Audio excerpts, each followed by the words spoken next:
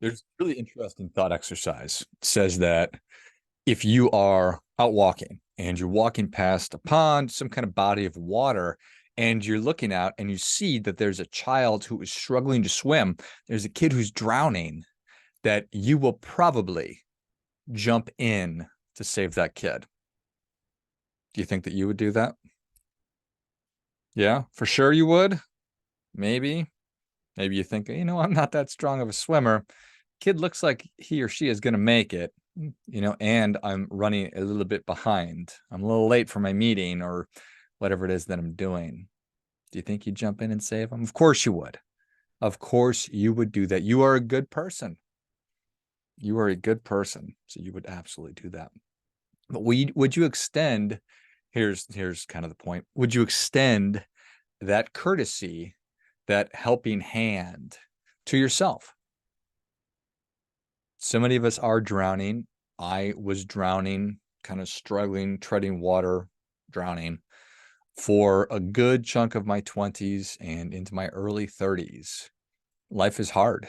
We have a lot to deal with as human beings on planet Earth here. It's hard. And figuratively, of course, many of us are drowning. We are overweight, over medicated, we are broke, we are just giving our attention to a lot of BS, we are wasting time, we're just not doing awesome. I do not think that all of us are thriving right now. I do not think that many of us are flourishing. And I think that we all can thrive and we all can flourish. And that's what I want for you. It's what I want for me. That's what I want for that kid in the pond. That's what I want for my children, for my wife, for the people I care about, for my community. I want that. Do a podcast about human flourishing, for goodness sakes. So, how can we get ourselves to the point where we are extending that same courtesy to ourselves that we would and we do extend to people that we have an obligation to care for or we want to care about? Think about it like this. Who is your favorite athlete? Who's your favorite athlete? Maybe you love LeBron James. Maybe you love Tom Brady. Maybe you love a certain kind of, maybe you love a certain fighter, a boxer or an MMA fighter. And when you see them struggling, I bet it hurts you. Like, oh man, if Tom Brady could just do this, if he could get his act together. And that's a bad example because Tom Brady and LeBron have their acts together in ways that they are not drowning. They are checking every box. They're doing everything that they need to be doing to be successful. So they're examples of folks who are well positioned to be helping other people. But for those athletes that are just missing out, you see so much potential in them. You're like, oh, you're just right there. If you can get over that hump, if you can get out of your own head, if you could stay out of the nightclubs, or if you could just put the fork down, push the plate away, push yourself away from the table, if you get in shape, if you could train a little bit harder, what you could be. So you feel that way about somebody, or maybe somebody in your life, but do you feel that way about yourself? Can you take that perspective and just turn the camera around and look at yourself and your life and figure out, okay, I want to help this individual, this example, you, I want to help this person, you, I want to help myself to become this best possible version of me and to thrive and to be super happy and to get the things that I want and to just have the life that I want. What would it take to do that? That's what I'm interested in sort of thinking about. There's been a lot of talk about self-care, in recent memory, and probably will be moving forward, which is kind of an interesting thing. And a lot of it's kind of squishy. And I'm not into all of it. I'm into all thinking about it. And that's why I'm grateful for the conversation that we're talking about mental health, and we're talking about weight loss, and we're talking about all these things.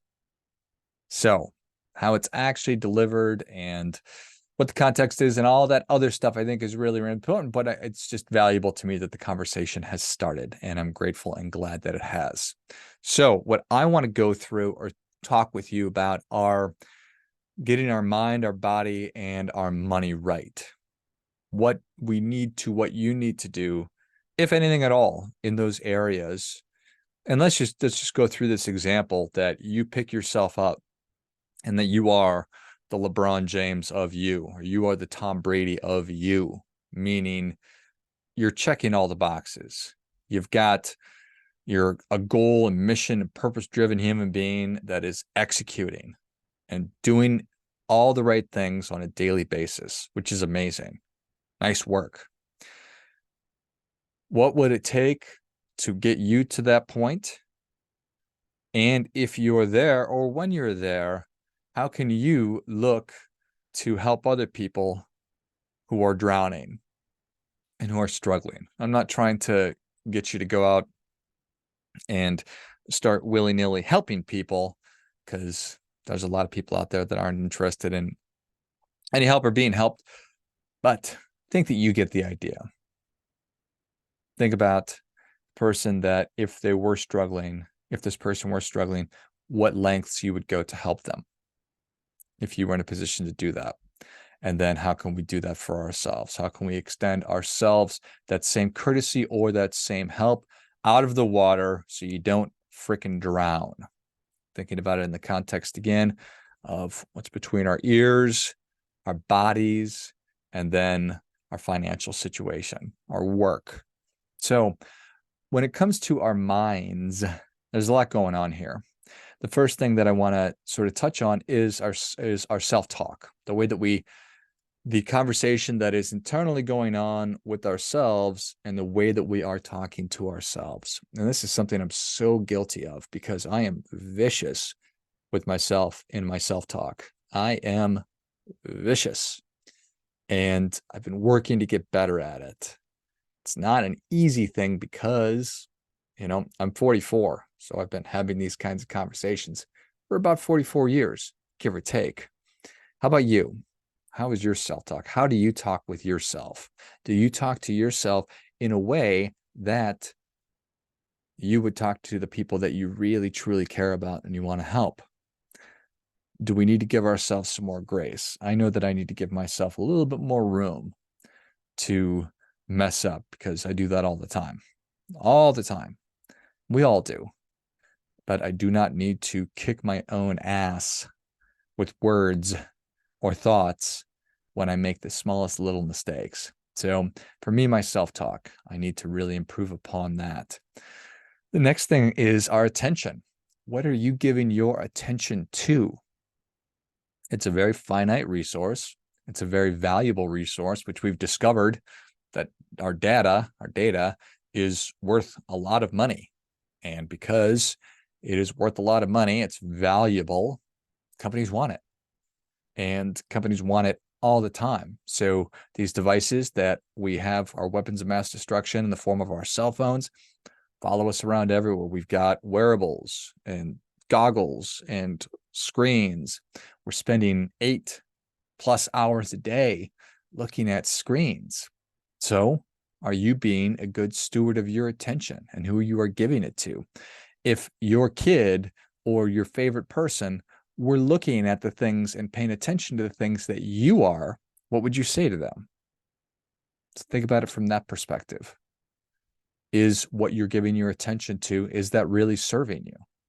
Or is it just burning time? This is 100% something I'm guilty of. So I know, since I do it, other people are probably doing it too. And there's so many great ways to be burning and wasting time these days. These companies have created the perfect mousetraps for catching us, the perfect ponds to drown us in. There we are, sinking to the bottom, scrolling through 8-second videos with everything you could possibly imagine. Things you didn't even realize were in existence. Things you could never have imagined. Wow, compelling stuff. But is that really serving you? If you cared for somebody, would you want them doing what you are doing and how you are behaving? I don't know. I just don't know. So, in terms of what you are learning, what you are trying to be learning, I think that when we can become lifelong learners and really commit to just trying to learn something new consistently, or reading or listening, whatever, it's kind of along the lines of attention. But if you can commit to that, and if you can help others to commit to that, I think that we'd be in much better shape. And then stress and anxiety and overall mental health. How are you addressing those things in your life? Are you addressing those things in your life, or are they, or are you suffering and you're not getting the help that you need? These are questions that only you can answer, and questions I want you to answer. In terms of our body, this is an area that we can all get better in, and something I've been working super hard, really, really, really hard at over the past couple of years. It seems like I've been doing it now for many, many years. It's probably been 2 years. COVID taught us a lot, taught me a lot, but certainly one of the key things that it taught me was that I just need to be stronger. I need to be actually physically stronger. I need to be mentally stronger too. I need to be financially stronger. All these things. I need to become more resilient. And I just mentioned a minute ago that I'm 44. I've got 3 young kids. And I recognized, well, I need to strengthen my body. I need to increase my amount of energy that I have. I need to be more flexible. So what do I need to be doing? So I needed to change my diet. Needed to stop eating bullshit. And there is so much bullshit. Most of the food out there is bullshit these days. I needed to cut out processed foods. I need to pay closer attention to the amount of sugar that I'm consuming. And when you start cutting up processed foods, you can cut out an enormous amount of sugar. Are you aware of that? Do you know how much added sugar is in the food that you're eating? Look on the label. If you've not done this before, turn the package around, or the bottle of whatever you're drinking around, and look at the sugar and look at added sugar. They throw sugar in everything. Big food companies put sugar in everything, the craziest stuff. They throw sugar in ketchup and bread, and oh my goodness. So pay close attention. And then from an exercise standpoint, we all need to be moving our bodies more. Need to be lifting weights, doing push-ups, need to be walking or running. You need to be able to run a mile. You need to be able to touch your toes. You need to be able to do push-ups and sit-ups. These are all available to you. You don't need to join a gym to do any of this stuff to get healthier and to be stronger. So you were looking at yourself and you cared about yourself like you care for that other person we were talking about earlier. What would you be telling yourself? What do you need to be doing? I don't know. I just knew that I needed to make changes in my life for my body. So I asked myself, is this the body that I want to take with me into the next stage of my life? Because I'm not getting any younger, getting older every day. It's happening to everybody. So what changes need to be made? And then some bigger questions to be asked are that I asked myself. Too much drinking. Man, love beer, love wine, whiskey, vodka. Whew, let's go. Not helpful. Not helpful. Probably never helpful. Fun, but definitely not helpful at my age and 3 little kids. So these are questions I want you to ask yourself. Questions about lifestyle and what you're doing to your body. Get moving. And from a financial standpoint, I mean, I don't need to belabor this point. Can all probably do a little bit better with our money. If you are the LeBron James of personal finance, that's awesome. I'm proud of you. I'm happy to hear that. If you're like a lot of the rest of us, I know that I am very, very open about how I struggled with money and taking care of my finances, even though I was working in personal finance all throughout my 20s. But what about you?